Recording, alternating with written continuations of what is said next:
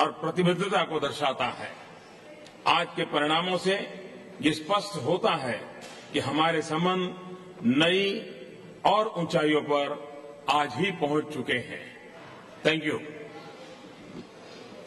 Thank you very much indeed, Prime Minister. We've got, I think we'll start with a British धन्यवाद question from the प्रधानमंत्री BBC. जी। एक प्रश्न BBC की तरफ से। From the BBC. Prime Minister Cameron, you've visited India 3 times. Prime Minister Cameron, since you came to power. Why has it taken so long to get a return visit? आपको And Prime Minister Modi, India is becoming an increasingly intolerant place. जी India एक intolerant जगह बन गई है। पहले मैं ये कहना चाहता हूँ कि हिंदुस्तान ये पहले बड़ा देश नहीं है जहाँ मैं गया था प्रधानमंत्री होते हुए। मैं लीडर ऑफ अपोजिशन था तब भी गया था। तो मैं हमेशा चाहता था कि हम दोनों देशों के बीच में साझेदारी बढ़े। पिछले 5 सालों में नहीं, पिछले 10 सालों से मैं ये चाहता हूँ। और मुझे लगता है कि हमने काफी कदम लिए हैं इस दिशा में। जहाँ तक G20 के देश हैं, ब्रिटेन सबसे बड़ा इन्वेस्टर है हिंदुस्तान में, फ्रांस और जर्मनी से बड़ा इन्वेस्टर है, यूएस से भी बड़ा इन्वेस्टर है। लेकिन हम दोनों देश ये इस पर सहमत है कि हमें आपस में जो प्रोजेक्ट कर सके, जैसे smart cities, clean India, digital India, जहाँ पर यूके अपनी एक्सपर्टीज दे सकते हैं और एक सच्ची साझेदारी बना सकते हैं। इंडिया 3rd लार्जेस्ट इकोनॉमी है दुनिया में। हम दुनिया में 5वीं सबसे बड़ी अर्थव्यवस्था है और बहुत सारा पोटेंशियल है। जहाँ तक विजिट के प्रश्न है, मैं बहुत खुश हूँ कि प्रधानमंत्री जी यहाँ आए पाए हैं और हम दोनों पहले भी मिल चुके हैं G20 में और जगह में। और हमने ये ठान ली है कि आज की मीटिंग के बाद हम हर साल मिलेंगे। प्राइम मिनिस्टर जी, आपकी कुछ कहना चाहेंगे? ये बात सही है कि एक 10 साल का अंतराल रहा, लेकिन मेरे कार्यकाल में ही पिछले 1 साल में 11 मंत्री भारत से यहां आए और 11 मंत्री यहां से भारत आए। और इसलिए भारत और ब्रिटेन का जो संबंध है, विकास की जो नई ऊंचाइयों पर जाने का सामूहिक प्रयास है, वो निरंतर चल रहा है। मेरा भी प्रधानमंत्री जी के साथ 2 बार विस्तार से चर्चा करने का मुझे अवसर मिला है और हमारे संबंधों को और अधिक गहरे करने की दिशा में हम काफी यशस्वी रहे हैं। आपने और एक विषय सवाल जो पूछा है, भारत ये बुद्ध की धरती है, भारत ये गांधी की धरती है और इसलिए हमारे संस्कारों में एक बात हमारी रगों में है कि समाज के मूलभूत मूल्यों के खिलाफ किसी भी बात को भारत स्वीकार नहीं करता है। और इसलिए हिंदुस्तान के किसी भी कोने में कोई भी घटना घटे, भारत के लिए वो घटना 1 हो या 2 हो या 3 हो, 125 करोड़ के देश में एक घटना का महत्व है कि नहीं है, ये हमारे लिए मायना नहीं रखता है। हमारे लिए हर घटना गंभीर होती है। हम इसको किसी भी हालत में टॉलरेट नहीं करते हैं। कानून कठोरता से कार्रवाई करता है और करेगा। और भारत एक वाइब्रेंट डेमोक्रेसी है जो संविधान के तहत सामान्य से सामान्य नागरिक के जीवन को हर प्रकार की सुरक्षा, उसके विचारों की रक्षा, उससे प्रतिबद्ध हैं और इस काम पर हम कमिटेड हैं।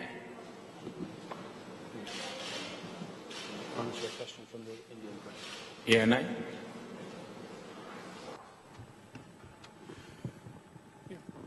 Sir, my question is to both the Prime Ministers. मेरा प्रश्न दोनों प्रधानमंत्री की ओर है। हिंदुस्तान और ब्रिटेन दोनों आतंकवाद के लक्ष्य बने हैं। जो टेररिस्ट के सोर्स हैं वो वही हैं। दोनों देशों ने अफगानिस्तान में काफी जीवन गए हैं, विक्टिम पड़े हैं।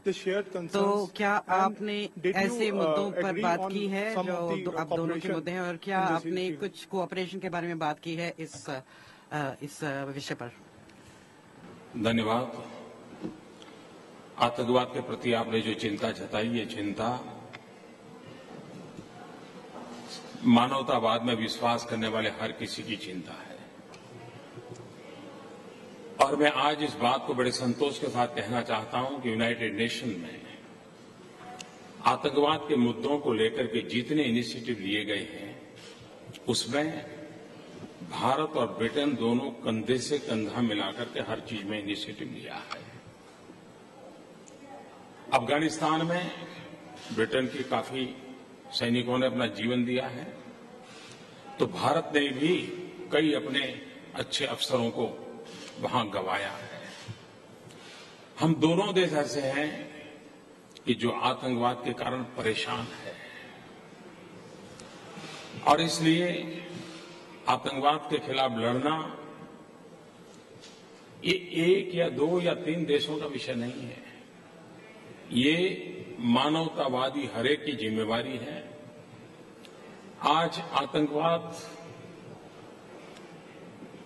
इस प्रकार से फैला है, उसकी कोई सीमाएं नहीं, उसकी कोई भूभाग नहीं है। हर दिन नए संगठन के नाम से जन्म लेते हैं, हर दिन नए इक्विपमेंट उनके हाथ में आते हैं। अब आतंकवादी को इक्विपमेंट मैन्युफैक्चरिंग तो करते नहीं है। सबसे पहले महात्मा गांधी कहते थे कि न्याय तब आता है जब आपको ज्ञान हो कि अन्याय किसको कहते हैं। हम टेररिस्ट किसको कहते हैं, टेररिस्ट को मददगार कौन है। यूनाइटेड नेशन में इसके संबंध में एक प्रस्ताव है, उसकी परिभाषा करने के लिए। वो अभी तक उसका कोई निपटारा नहीं हो रहा है, वैसे ही लटका पड़ा है। और इसमें हम और ब्रिटेन दोनों शरीक हैं कि उसकी व्याख्या होनी चाहिए। और इसलिए मानवतावादी शक्तियों ने एक होना चाहिए। जो टेररिस्ट हैं, जो टेररिस्टों को मदद करते हैं, वो उन शक्तियों को आइसोलेट करना चाहिए, और मानवता की रक्षा करने के लिए हम सब ने मिलकर के प्रयास करना चाहिए। Thank you. I would simply add that we have had preliminary discussions today about the terrorist threat that we both face. हमने इस बारे में बातचीत शुरुआत की है, और लेकिन इसके बारे में हम और भी बातचीत आज शाम को और कल भी करते रहेंगे।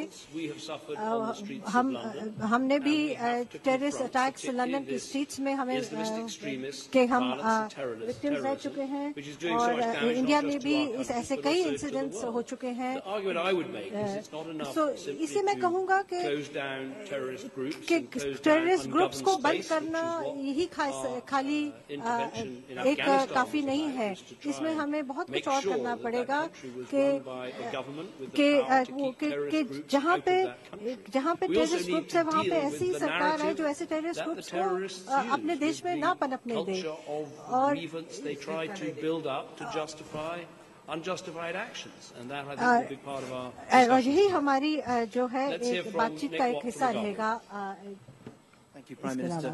Prime Minister Cameron, can I ask you how comfortable do you feel welcoming Prime Minister Modi to this country, given that for the first 2 years of your कैसा लग रहा है premiership, प्रधानमंत्री मोदी को यहाँ पे स्वागत करने का, क्योंकि कुछ साल पहले तक वो यहाँ पे नहीं आ सकते थे। और दूसरी बात ये है कि And what do you say to Martin Schulz, who says that Europe is very happy to spend billions of pounds on bankers helping them? Schulz ने कहा कि यूके बहुत खुश है अगर वो बैंकर्स को मदद करे, पर माइग्रेंट्स को नहीं यूज कर सकते। और मोदी जी, मैं आपसे पूछना चाहूंगी कि 2 साल बाद यूके में रेफरेंडम होगा ये देखने के लिए कि लोग ईयू के साथ रहना चाहते हैं कि नहीं। क्या आप सोचते हैं कि यूके का फ्यूचर रहेगा यूरोपियन यूनियन के बाहर? और कल मोदी जी, आपका एक बड़ा रिसेप्शन होगा असेंबली में, पर आज इस बिल्डिंग के सामने काफी सारे प्रोटेस्टर्स हैं और वो कह रहे हैं कि आपके वो कह रहे हैं कि जो आपका रिकॉर्ड रहा है गुजरात के चीफ मिनिस्टर रहकर, तो उसको मद्देनजर रखते हुए आपका क्या नजरिया है? मैं पहले ये कहना चाहूंगी कि मोदी जी यहाँ पर प्रधानमंत्री बन के आए हैं, हिंदुस्तान में एक रिकॉर्ड मेजॉरिटी से जीते हैं।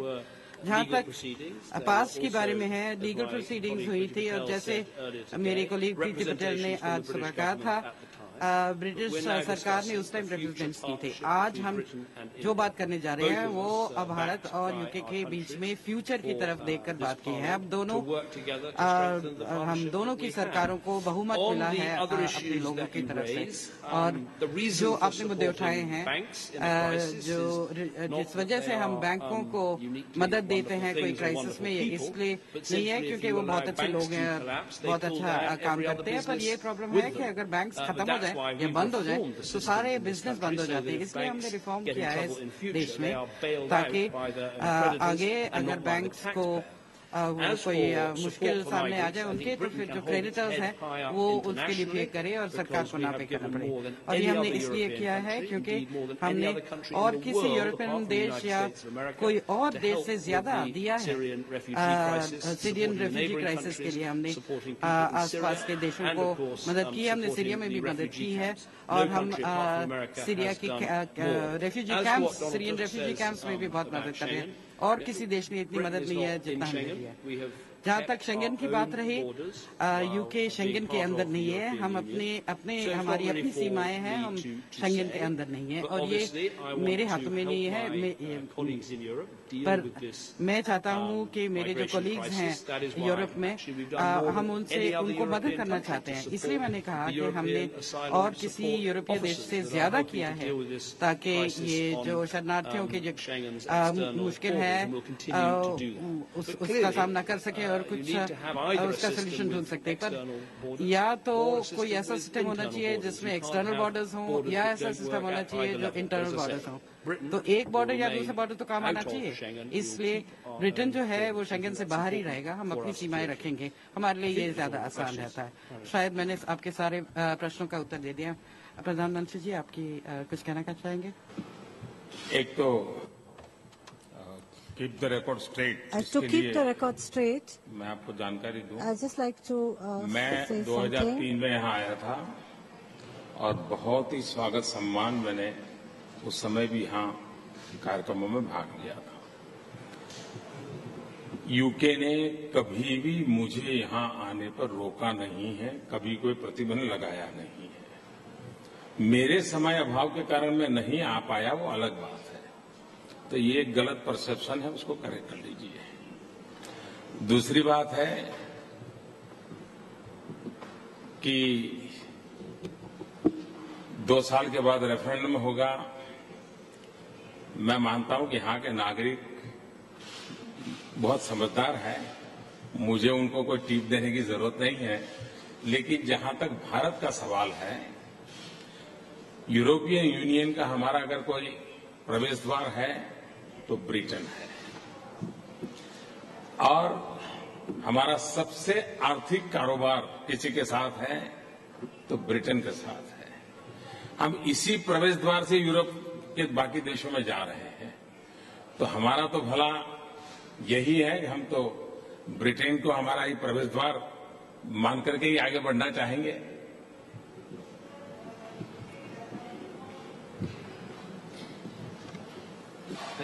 विकास से सवाल है। मेरा सवाल ये है कि भारत इस समय एक बड़े बदलाव के दौर से गुजर रहा है, और उसमें महत्वपूर्ण रोल आपके द्वारा शुरू की गई कई योजनाएं भी हैं। मेरा प्रधानमंत्री जी आपसे ये सवाल है कि भारत की आर्थिक परिस्थितियों और सामाजिक परिस्थितियों में आप किस तरह के सहयोग की आशा कर रहे हैं ब्रिटेन से। और मेरा डेविड कैमरन साहब से सवाल है कि भारत और ब्रिटेन के बहुत पुराने और ऐतिहासिक संबंध हैं, आप इन संबंधों को पुनर्परिभाषित करने के लिए किस तरह के नए भूमिका में दिखाई देंगे या किस तरह की नई कोशिशें करेंगे ताकि ये संबंध और प्रगाढ़ हों? देखिए, आप भारत जिस दिशा में प्रगति कर रहा है, प्रगति करना चाहता है, जैसे हमारा एक छोटा सा उदाहरण देता हूं। हमारे यहां टेली डेंसिटी बहुत है, करीब 27-28 हजार टावर हैं और वे डीजल का उपयोग करते हैं। हमें डीजल इंपोर्ट करना पड़ता है, क्लाइमेट के लिए तकलीफ पैदा करते हैं। यूके के पास हाइड्रोजन फ्यूल सेल्स की टेक्नोलॉजी है। हम चाहते हैं कि भारत को ये टेक्नोलॉजी उपलब्ध हो, तो हमारी ये जो 27-28 हजार टावर है, जो निकट भविष्य में 40 हजार होने की संभावना है, तो हमें डीजल इंपोर्ट करना पड़ता है, उससे हम मुक्ति होगी। एनवायरमेंट की हम मदद कर पाएंगे, ये टेक्नोलॉजी हमें काम आएगी। हमारे यहाँ कोल माइनिंग होता है अब कोल को हम ग्रिड टेक्नोलॉजी से कैसे कोल माइनिंग करें, कोल गैसिफिकेशन कैसे करें, हम क्लीन एनर्जी की दिशा में कैसे जाएं, स्किल डेवलपमेंट। यूके ने कॉम्प्रिहेंसिव स्किल डेवलपमेंट की दिशा में बहुत काम किया है। हेल्थ सेक्टर में अच्छे अस्पतालों की दिशा में यूके ने काम किया है।